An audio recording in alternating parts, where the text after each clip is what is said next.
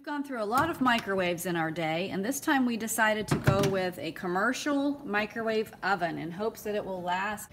You'll notice on the inside there is no turntable like most microwaves have, and we're hoping it's because it's going to heat evenly without even needing a turntable since it's a commercial version.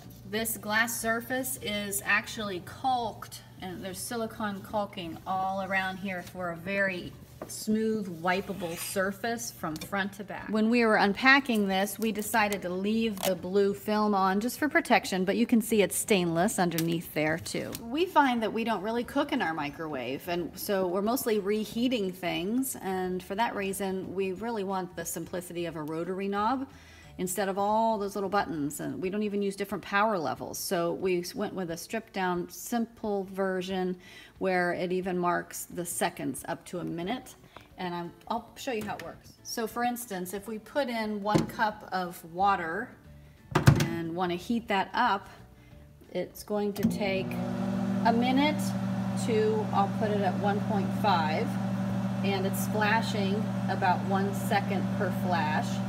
You can see while we're waiting for this to unwind, so to speak. Up here there are different suggested times. So for a beverage, or in this case I'm just heating up water for a recipe, it's going to take 1 to 2 minutes. So it gives you a range because it can't guess what temperature you want the food or the beverage to be. So basically this is an on-off knob. When you turn it, it's going to come on.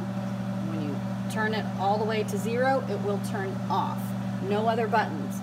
This timer will go all the way up to 6 minutes, and typically what we're heating things for is only going to be for a minute or 2.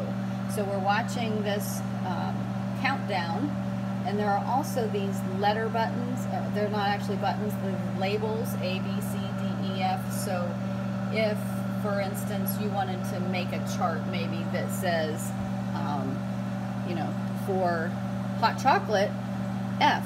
If you like letters instead of numbers, I suppose. I like using numbers, so, but there's the letter option if you find that easier. So it's been in for a minute and a half, and you can see there's steam coming off of here. It's very hot, and that was a minute and a half. Now we're going to try something completely frozen because our other microwave really struggled with this. This is frozen, and even though we had a turntable, it just always was cold in the middle with the other microwave. We'll see how this works. This particular product is supposed to go in its wrapper. On most of these instructions for frozen foods for this model of microwave, it says you're going to cook it for a minute and then just let it stand for a minute, and then perhaps cook it another minute or 2, and it's that stand time that's more important actually than rotating. So we'll start this for 1 minute. When it beeps, then we'll feel how cold it is in the center. This thermal camera, we'll open it up and see how it looks. So you can see it is still cold in the center. Red is the hot around the edges. So we're going to complete our cook time for another minute. So now we'll check after our 2-minute mark, and it looks like it's heated all the way through, but our other microwave, it would have been icy on the inside still. So we're going to pull this out and cut it open to double check. Now this seems to cook similarly to our old microwave. You can see there's still the blue in the thermal image here showing that it's still cold in the center. So it's really the stand time in between cook times where the temperature tends to even out. We'll put that in for another minute. And we will put a cover on it because it keeps it cleaner inside, but it also helps retain the heat. So it finished the 3rd minute, and we're letting it stand now. Now we'll check it to see if it is thoroughly thawed. Whoa, I think the top definitely helped. Now you can see it's definitely thoroughly heated all the way through. Now we'll take a bite and make sure.